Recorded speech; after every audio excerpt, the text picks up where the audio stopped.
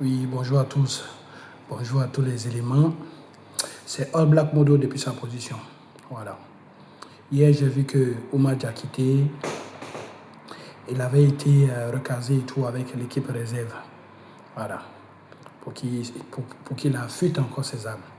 En fait, ce qui se passe ici en Europe, c'est que quand tu es dans l'équipe première, quand on t'envoie en équipe réserve ou en équipe B, c'est que tu as besoin encore de travailler et puis revenir. OK? Mais ceci explique cela. Mon message ce matin, depuis le limogeage de Emes Faé, entraîneur de la Côte d'Ivoire, je ne m'étais pas encore prononcé. Mais aujourd'hui, j'ai un petit message pour Emes Faé. Le frère, souvent, quand un peuple te soutient, ceux qui t'ont donné la force dans la vie, ceux qui t'ont donné la force dans ce que tu fais, il ne faut jamais les oublier. C'est pour ça qu'en ivoirien, on dit, n'oublie pas d'où tu viens pour savoir où tu vas. Tu étais l'adjoint de Jean-Louis Gasset.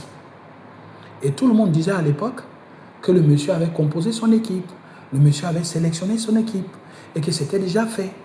Et donc, tu as hérité du travail de Jean-Louis Gasset. On était nombreux vent debout pour te défendre, pour dire que tu es un coach émérite. Que Emes Faé est un coach émérite. Et que le résultat et tout, qui a été la victoire à la Coupe d'Afrique en Côte d'Ivoire, c'était le fruit de ton travail. C'était le fruit de tes efforts. Juste après ça, tu as commencé à prendre la confiance. De la même façon, on dit l'humilité précède la gloire. C'est de la même façon, la prétention et tout précède la chute.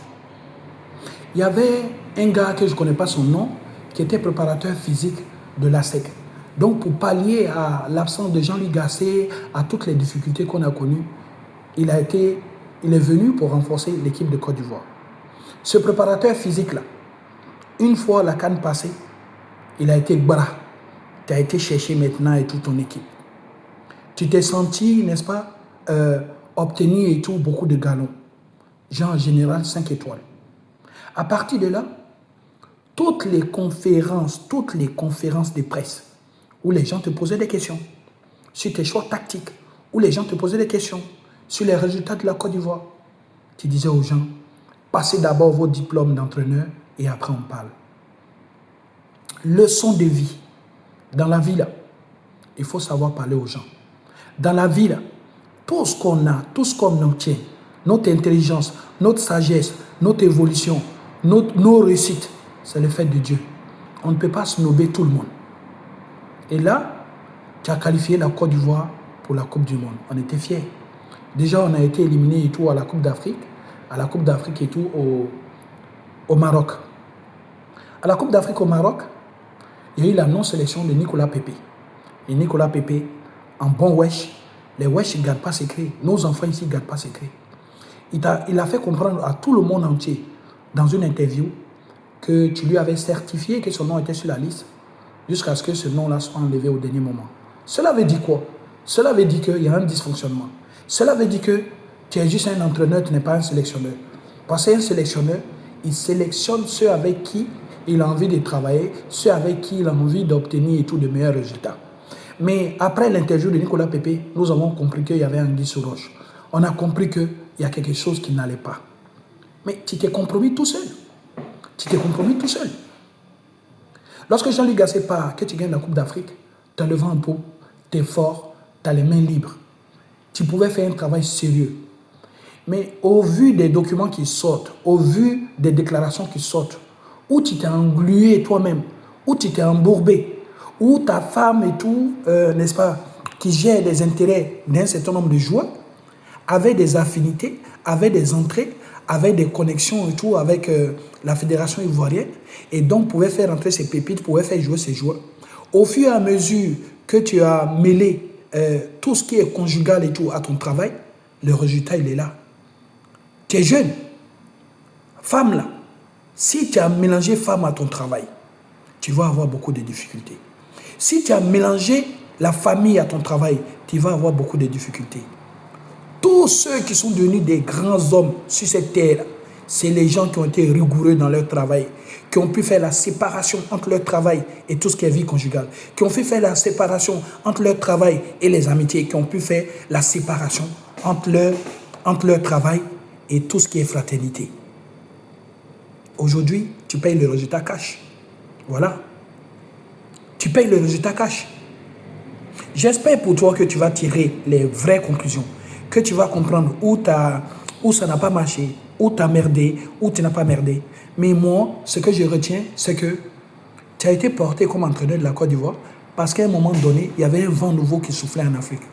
Les gens avaient décidé qu'on en avait marre d'avoir des entraîneurs, n'est-ce pas, expatriés, des gens comme Casper Zak, ces blancs-là et tout, qui sont entraîneurs des divisions inférieures en France, qu'on pouvait payer et tout avec des sommes énormes, qu'on pouvait loger pour devenir sélectionneur en Afrique. Et on s'est dit, avec les Stéphane Keshi au Nigeria, on a vu que beaucoup d'équipes africaines avaient commencé à mettre les anciens joueurs de la sélection nationale comme entraîneurs. Et on se dit, pourquoi pas? Est-ce que ce n'était pas une solution? Et toute la Côte d'Ivoire t'a porté. Tu as commencé à avoir des victoires. Tu as gagné la CAN. Mais dès que tu as gagné la CAN, tu t'es oublié. Toutes les soirées mondaines, tu es dedans. Toutes les soirées mondaines, tu es dedans. Tu as commencé à être mannequin. Tu fais défiler de mode. C'est toi, quand il y a un couturier et tout qui veut essayer son habit, il met sur toi. Quand il y a un fabricant de lunettes qui veut essayer ses lunettes, il met sur toi. Quand il y a un fabricant, un horloger, quelqu'un qui fabrique des montres, il veut vendre sa montre, c'est tout. Tu es devenu mannequin. Tu as commencé à aimer le monde. On a compris que tu aimais les paillettes. Le travail là, le succès, ça n'aime pas bruit. Le travail, le succès, demande toujours une discrétion et tout. Regarde les Luis Enrique. Est-ce que toi, ta victoire, puisque Luis Enrique est tout du Paris Saint-Germain, lui-même, il paye restaurant. Il invite les joueurs du PSG au restaurant, il paye la note, mais lui-même, il n'y participe pas. Les gens sont dans la discrétion.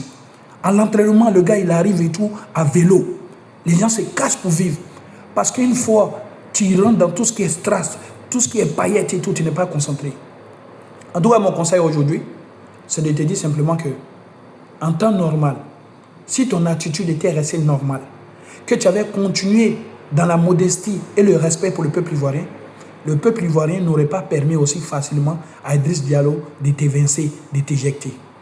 Mais tu as été l'objet de ta propre perte. Ton orgueil, ton arrogance, ton air hautain t'a perdu. Maintenant, au point de vue sportif, tu comprends que tu n'as pas sélectionné forcément les meilleurs. Tu comprends que toute la Côte d'Ivoire se plaignait et tout de tes choix. Mais tu disais que tes choix sont tes choix. Mais tes choix ne peuvent pas être au-dessus et tout des choix de 30 millions d'habitants. Tu n'es pas un entraîneur suprême. Tu es l'entraîneur de la Côte d'Ivoire. Et la Côte d'Ivoire appartient à tous les Ivoiriens. D'où le fait que chaque fois que tu es sélectionneur d'une nation, tu es obligé d'être à l'écoute. Tu es obligé de faire le tri. Tu es obligé de faire de sorte que les joueurs qui sont dans l'équipe nationale soient les meilleurs du moment. Tu dois écouter les suggestions. Je ne suis pas en train de dire n'importe quel narvalo qui te fait une proposition, tu dois le prendre. Mais dire que tu vas faire fi de l'opinion internationale, de l'opinion nationale, du point de vue des journalistes sportifs, que tu vas envoyer tout le monde balader, ça ne se fait pas. J'espère pour toi que tu vas rebondir. Mais dans la vie, il ne faut jamais mélanger ton travail avec affaire des femmes. Il ne faut jamais mélanger ton travail. Soumanguru Kanté, affaire de femmes. Soundiata Keita, affaire des femmes. Samori Touré, affaire des femmes. Ben Laden, affaire des femmes. Dominique Strauss-Kahn, affaire des femmes. Tous ces gens-là qui ont tout perdu dans la vie, affaire des femmes. Façon femme est doux, c'est qu'on a un problème dedans. Sois salué depuis ta position. Hervé Renard, on aimerait que lorsque la FIF, la Fédération Ivoirienne de Football, choisit un entraîneur, qu'il le choisisse, qu'il le sélectionne, qu'il lui fasse un contrat et tout, avec des objectifs. En France, ici, là, on choisit un entraîneur avec objectif. Ça veut dire qu'on te dit minimum demi-finale de la Coupe du Monde. On te dit minimum demi-finale de l'Euro. Quand toi-même, tu sais que tu n'arrives pas à l'objectif, là, tu démissionnes, tu quittes. Parce que vous vous êtes dit demi-finale. Si tu n'es pas arrivé en demi-finale, tu sors. Il n'y a que comme ça que la Côte d'Ivoire peut s'en sortir. Et de grâce, tous ces mafieux qui sont autour de nos petits joueurs, ou dès qu'ils ont un petit contrat, il faut payer les rétrocommissions. Laissez les enfants s'exprimer.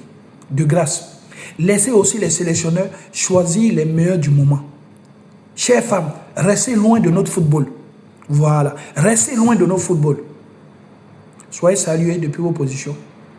Et puis, le moment viendra où je vais me prononcer aussi si l'élection, n'est-ce pas, du président de la fédération, etc., si ce qui se passe. On a besoin pour la Côte d'Ivoire du meilleur président des fédérations. Ce n'est pas une question d'ethnie, ce n'est pas une question régionale, ce n'est pas une question politique. Ce n'est pas une question politique. Tout ce qui porte le nom de l'équipe nationale de Côte d'Ivoire est une question d'intérêt national. Et donc, on ne peut pas jouer, on ne peut pas parler d'amitié, on ne peut pas faire des affinités politiques. Parce qu'au final, lorsque ça dégringole, c'est toute la Côte d'Ivoire qui paye. Soyez salués depuis vos positions. C'était All Black Modo. Ciao, ciao.